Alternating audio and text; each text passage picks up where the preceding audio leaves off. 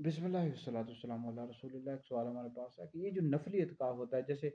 کئی لوگ ہیں وہ 22ویں 23ویں 24ویں روزے کو یا 27ویں کو وہ مسجد میں آ کر رمضان مبارک میں اعتکاف بیٹھتے ہیں،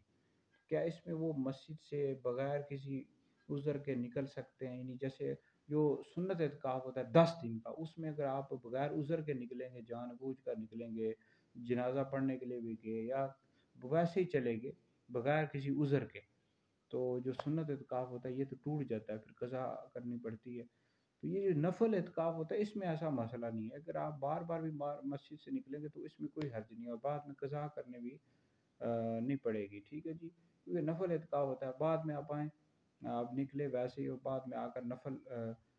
اعتکاف کی نیت کر لیں، پھر دوبارہ بیٹھ جائیں، ٹھیک ہے۔ جو نفل اعتکاف ہوتا ہے 22ویں 23ویں 24ویں روزے کو بیٹھ جاتے ہیں،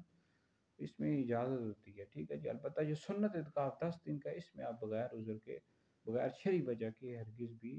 نہیں نکل سکتے، اور تب بھی جو ضروریات ہوتی ہیں اس اس کے لیے بھی نکل سکتے ہیں۔